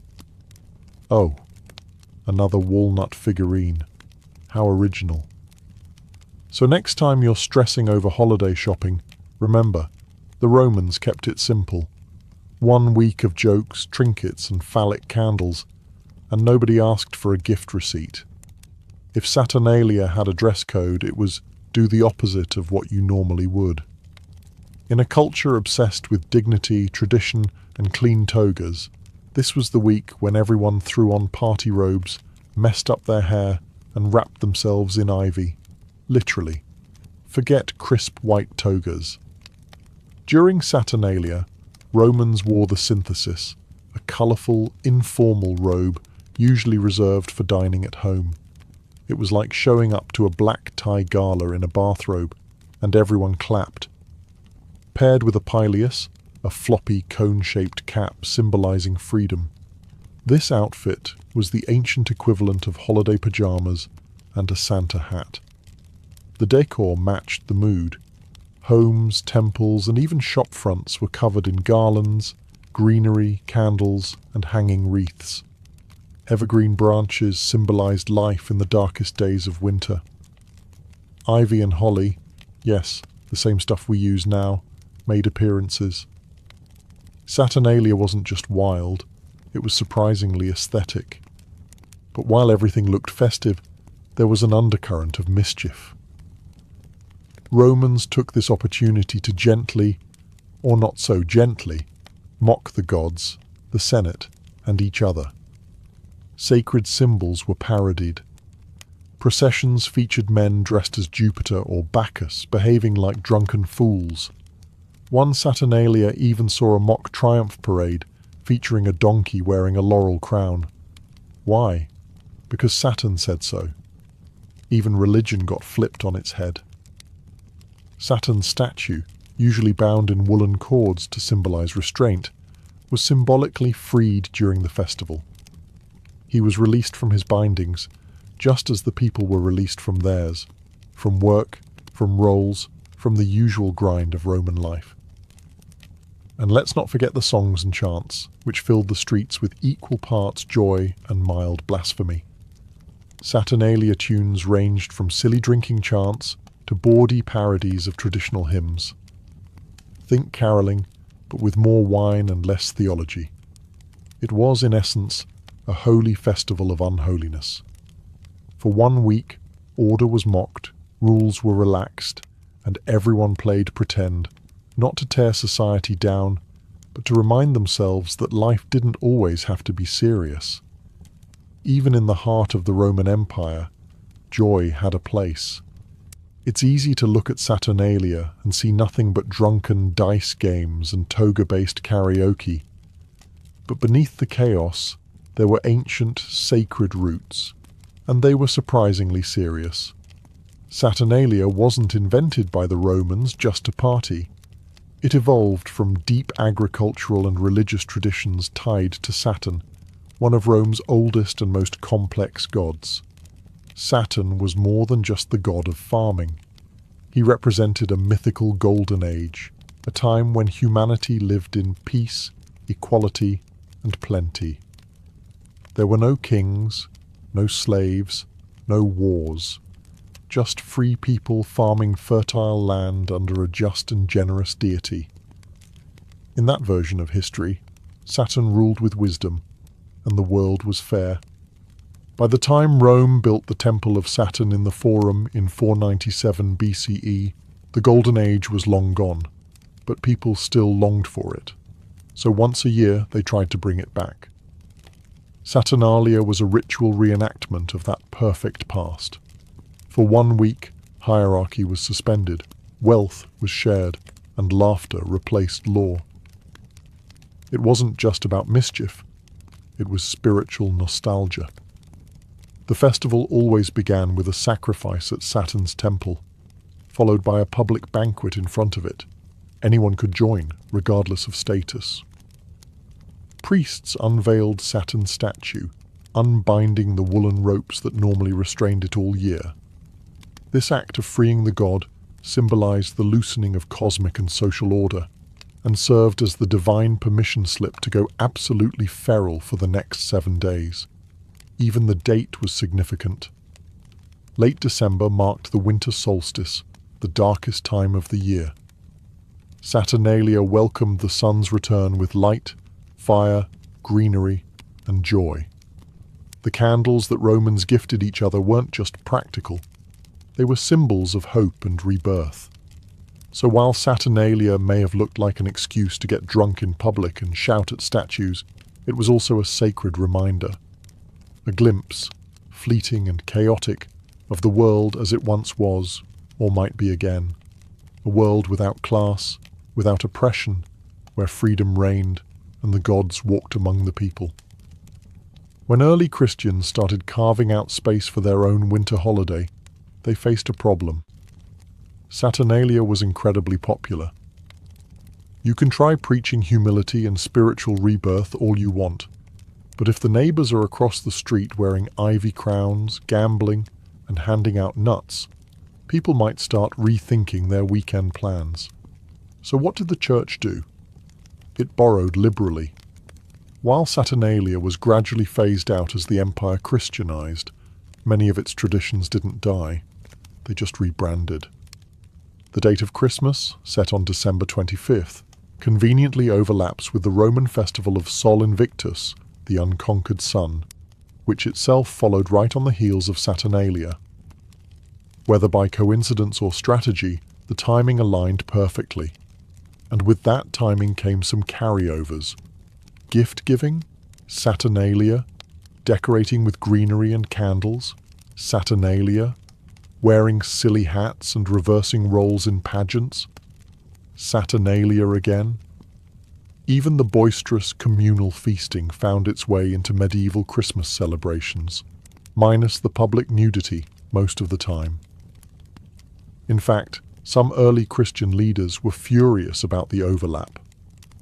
They condemned believers for treating Christ's birth like a pagan party. St. Augustine famously warned against Christians celebrating with drunkenness and dancing. Spoiler alert, nobody listened. By the Middle Ages, elements of Saturnalia had merged seamlessly into Christmas customs. The Lord of Misrule in English Christmas, a direct descendant of the Saturnalia king. The Twelfth Night revelry, straight out of Roman winter feasts. And the tradition of exchanging gifts on or around Christmas was deeply rooted in the old Roman practice of handing out sigillaria during the festival. Even today, some Saturnalia echoes still linger.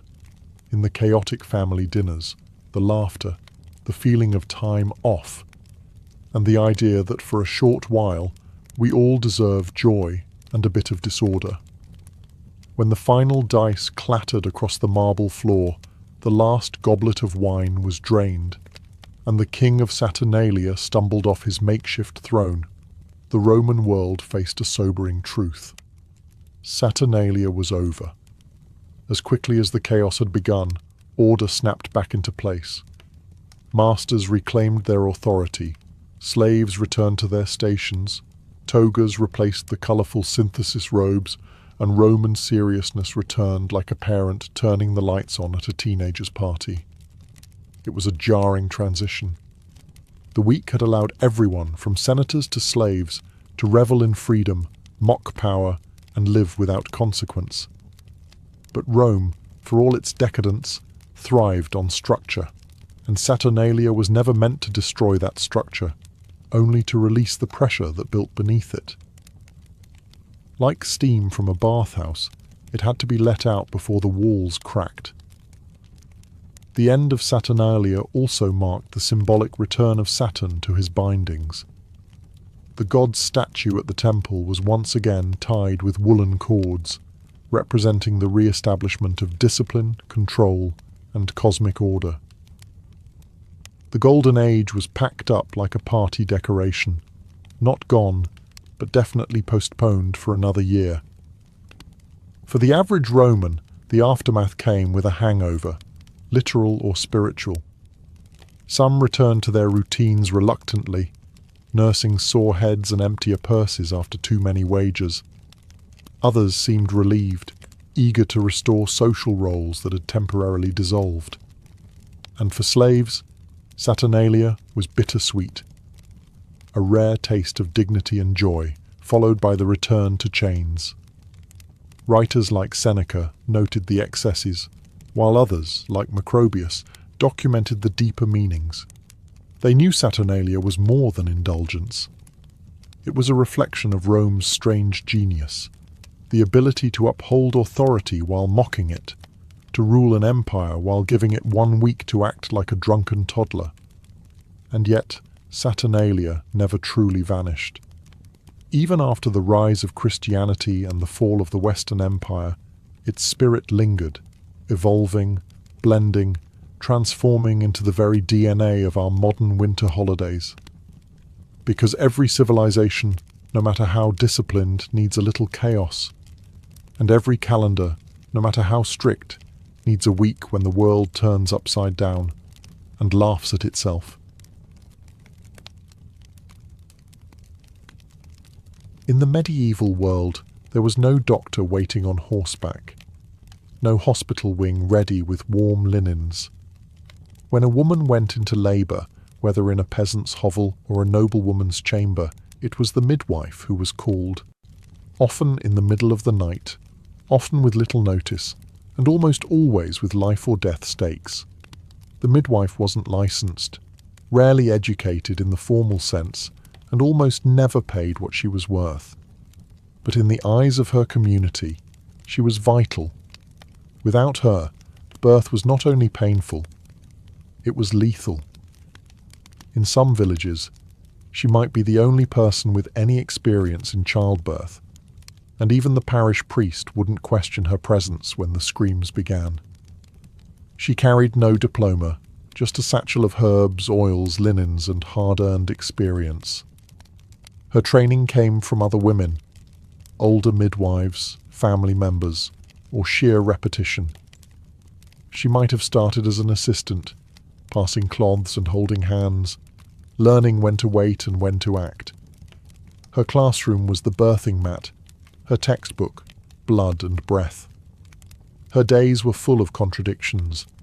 She was both honoured and feared, welcomed into homes during sacred moments, and then pushed to the margins when suspicions rose.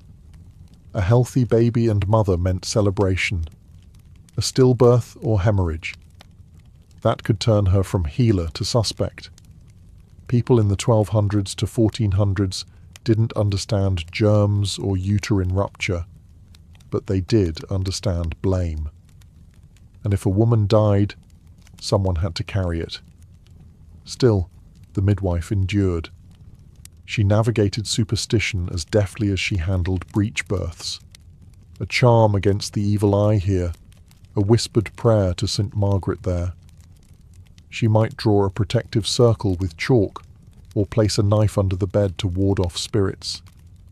She didn't believe in magic. Not exactly. But she did believe in anything that might help. She was always on call. No rest, no luxury. Just urgency, sweat, and the quiet pressure of being the first to touch a life, or the last to see it leave. And yet, she was never the story's heroine. She was its anchor, uncredited but unshakable. There were no textbooks, no classrooms, and certainly no medical diplomas waiting at the end. To become a midwife in the 13th or 14th century, a woman learned the craft the same way she might learn to bake bread or mend a roof, by watching, helping, and eventually doing. It was an apprenticeship not of theory, but of lived, often traumatic, experience.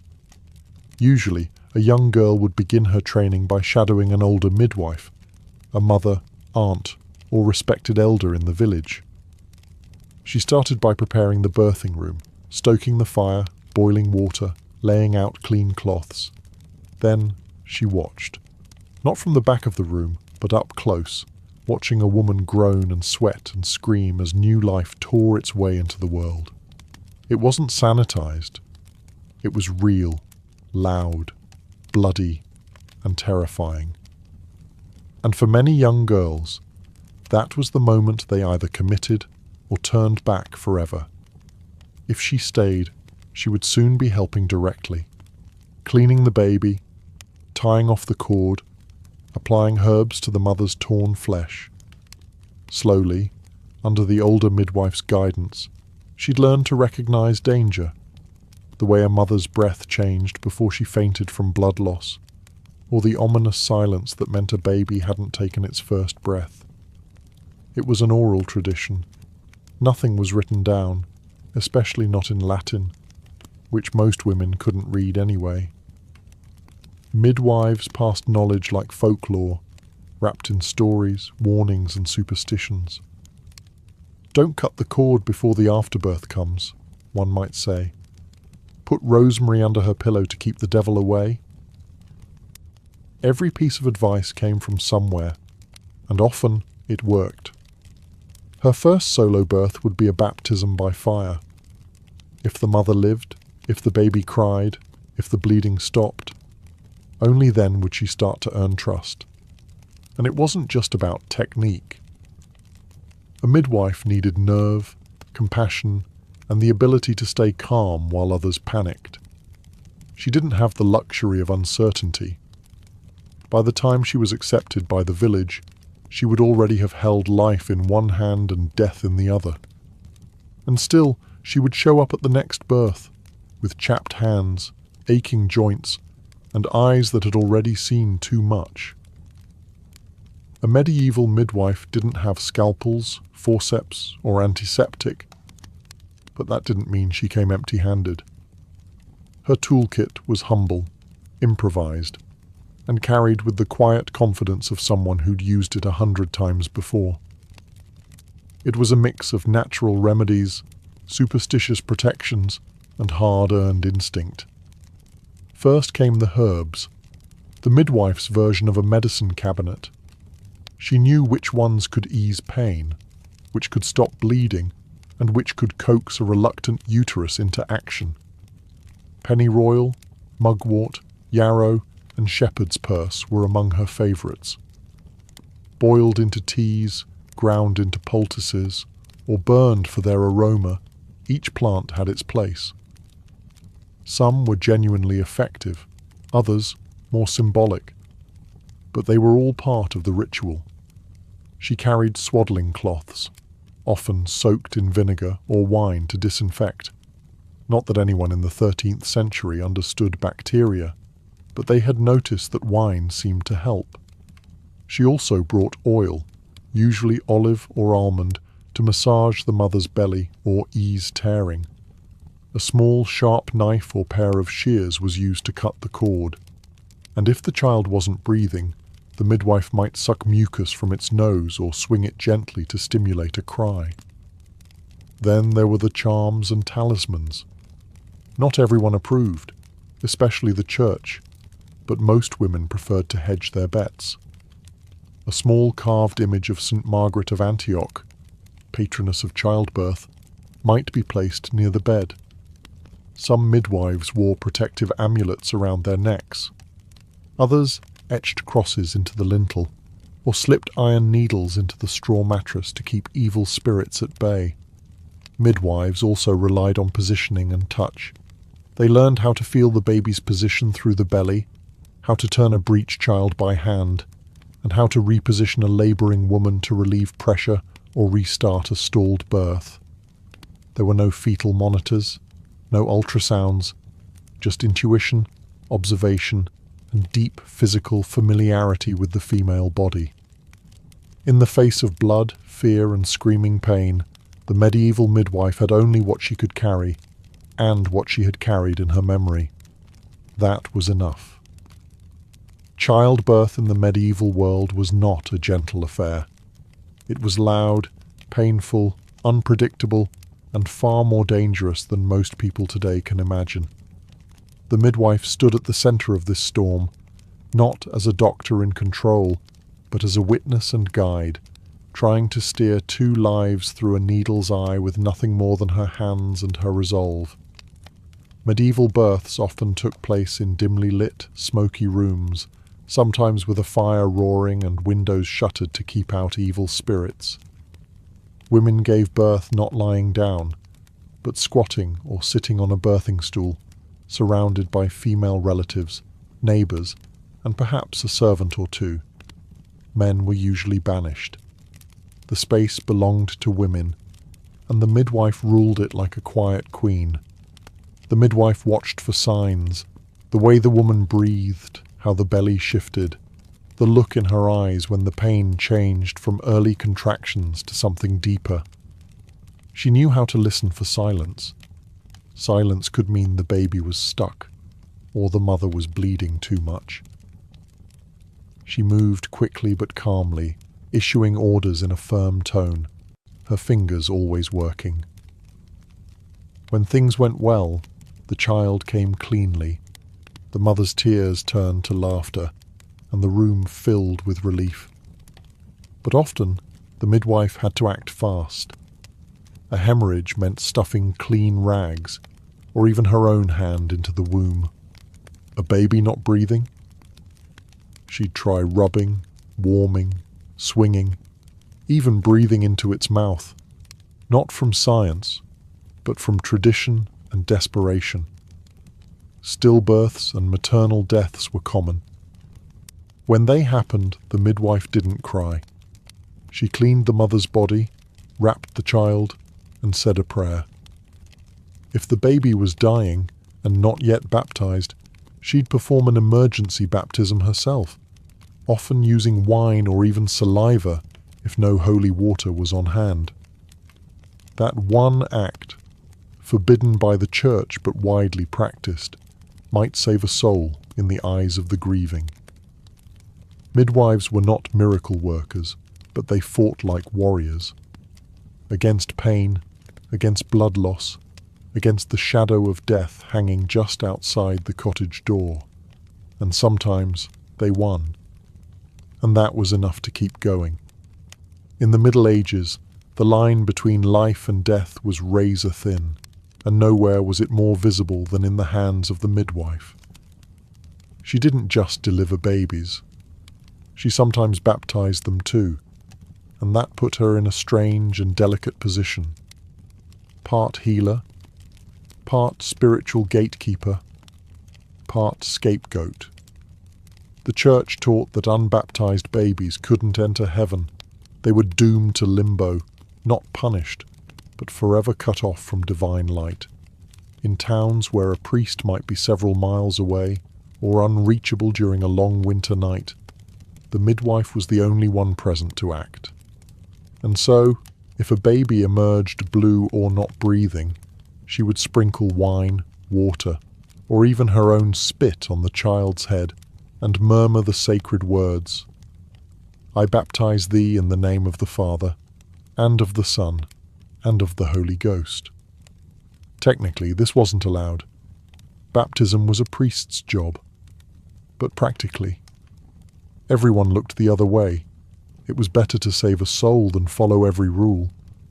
Still, the midwife's actions came at a price. If the baby died, baptized or not, and especially if the mother also passed, suspicion often followed. People might whisper, did she use the wrong herbs? Did she delay the birth? Was she in league with darker forces? The line between folk knowledge and witchcraft was as blurry as the boundaries of theology. And because midwives used herbal remedies, incantations, and charms that weren't always sanctioned by the church, they were vulnerable to accusations. A woman who had saved dozens of lives could be turned into a suspect by a single bad outcome. Worse, if the baptism failed or wasn't performed at all, the grief of the family could curdle into rage. The midwife might be banned, punished, or even reported to local authorities. For many women in her role, especially in towns where superstition ran hot, just doing her job could put her at risk. And yet she continued. Because while everyone else panicked over theology, the midwife knew what really mattered. The scream of a living child, the rise and fall of a mother's chest, and the simple, sacred relief of another soul safely born. The medieval midwife lived in a constant balancing act, not just between life and death, but between faith and suspicion. On one side stood the church, with its priests, rituals, and male-dominated hierarchy. On the other stood the midwife's folk knowledge, herbal lore, and the quiet power of women's community wisdom. Knowledge passed from mother to daughter, never written, always watched. The church had mixed feelings about midwives. They were necessary, yes. No male priest was going to deliver a baby in a peasant's hut. But they were also feared. Why? Because they operated outside the church's direct control. They handled births alone. They made decisions about baptism. They whispered prayers that weren't always Latin.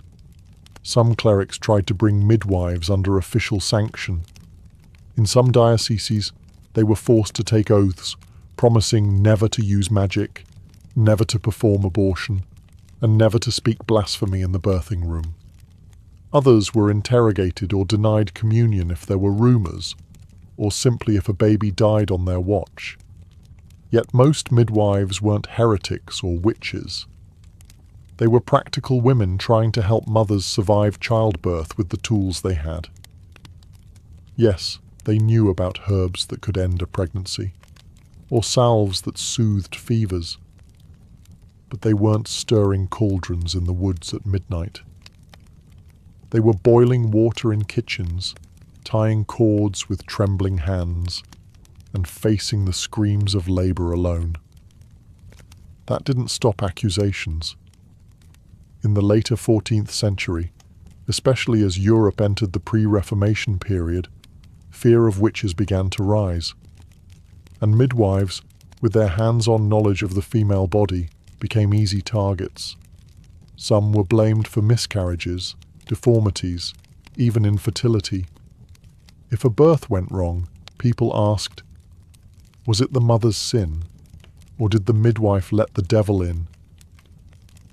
The irony. The very practices that kept women alive, herbal remedies, quiet chants, protective charms, were the same ones that might get her branded a witch. So the midwife walked a careful line.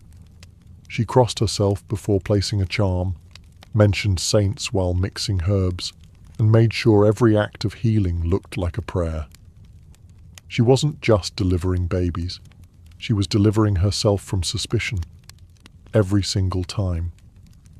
In an age when women were mostly confined to the background, the birthing room was one of the few places they truly ruled. No men allowed, unless things went catastrophically wrong. Here, in the tight, sweaty confines of a peasant's home or a noblewoman's chamber, the midwife presided over a world built by women for women, and it was held together by pain, prayer, and the power of companionship. Birth was not a solitary experience. Women gave birth surrounded by a birthing circle, a trusted group of female neighbors, a sister, an aunt, maybe even the local alewife or healer. These women weren't there just to watch. They helped hold the mother up, massaged her back, brought hot cloths, whispered encouragement, and sang old songs, lullabies meant for unborn ears. At the center of it all stood the midwife, directing, guiding, commanding with quiet authority. She wasn't always gentle. Sometimes she had to shout over screams, slap a face to bring a woman back from panic, or bark orders for more hot water. But she also knew how to soothe with a glance, a story, or a worn-down charm passed from hand to hand. This circle of women was more than practical. It was spiritual armor. Labor was dangerous. It could kill. So the presence of familiar, trusted faces helped the laboring mother stay grounded. Midwives sometimes led group prayers or chants, or even staged rituals of protection, binding a ribbon around the mother's wrist, lighting candles to the Virgin, or pouring wine onto the earth to appease whatever spirits might be lurking nearby. And when the baby finally arrived, wet, wailing, alive, it wasn't just the mother who rejoiced. The whole circle cheered, wept, and crossed themselves.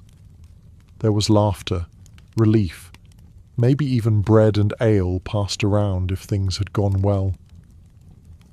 In a world that rarely offered women control, the birthing room was a rare realm of female power. And the midwife was its guardian, not just of the baby, but of the bonds between women, woven through centuries of shared knowledge, whispered secrets, and fierce love. Being a medieval midwife wasn't a calling born of wealth. It was grueling, thankless, and often unpaid, or at best, compensated in bread, chickens, or promises. And yet, for many women, it was one of the few respectable ways to gain status, purpose, and a modest livelihood in a society that offered them almost none. Most midwives were not part of the nobility. They were peasant women, tradeswomen, or widows who had built up reputations over years of service. In cities, some gained local fame, even being appointed as official parish midwives. But in villages, they were often treated as half healers, half helpers, expected to serve whenever summoned. Payment, when it came, was inconsistent. In wealthier towns, some women received small sums of coin or gifts of wine, wool, or candles. But more often, payment was a promise. We'll give you a chicken at harvest, or you'll get bread from the next bake. And if the child or mother died, that promise could vanish, or worse, turn into accusations or cold silence. Despite this, a good midwife could build a quiet kind of power. She was respected, feared, needed. Women trusted her more than any priest, especially when the pain of childbirth hit and no male authority could offer comfort. Over time, if she avoided scandal and built a record of successful births, she became part of the village fabric, the one women whispered about with awe, the one they called even before their labor started. Some cities, particularly by the late 1300s, began to formalize midwifery. In places like France and parts of Germany, midwives were occasionally examined or licensed by male physicians or clerics, a dubious mix of medicine and moral policing. But even then, they were rarely paid well. The status was symbolic, the risk very real. And yet, despite the exhaustion, the irregular income, and the suspicion that always lingered nearby, the midwife remained. She didn't do it for coin. She did it because no one else would, or could, and because each healthy birth, each baby's first cry, was a small sacred victory that belonged to her and no one else. The life of a medieval midwife rarely ended with accolades or gravestones. No statues were carved in her honor. No books bore her name. Yet for hundreds of years, she was the quiet guardian of life, guiding generations into the world with her worn hands and weathered wisdom, and disappearing just as quietly when her work was done. Many midwives died poor and anonymous, with no formal training, no titles, and often no surviving family.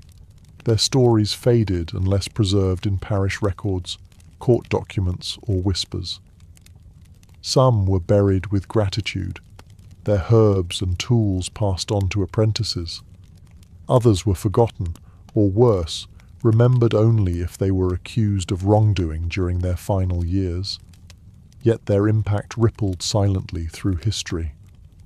Every woman who survived childbirth in a mud-floor cottage or cold stone hall owed her life to one of these women. Every healthy baby placed into swaddling cloths had first felt the hands of a midwife, hands that had already delivered dozens, perhaps hundreds before. Their knowledge, even without books, persisted. It passed through generations like folklore, which herbs to use, which prayers to whisper, which positions to try when labour stalled. The church may have tried to control them, physicians may have dismissed them, but women remembered, mothers remembered, and so their legacy lived through lineage, not letters. By the 15th century, formal medicine began to tighten its grip. Male physicians entered the birthing room. Midwifery, once the sole domain of women, was gradually redefined by men with degrees and Latin diagnoses. Many midwives were pushed aside, sometimes literally, sometimes by law, and in the centuries to come, the midwife would become a figure both romanticized and erased. But in the 1200s to 1400s, she was still the center of the storm. She walked through the blood and fear, the superstition and screams, and brought new life into the world, not because she was invited by history, but because she was needed by life itself. And even though we don't always know their names, we remember what they did, quietly, repeatedly, bravely,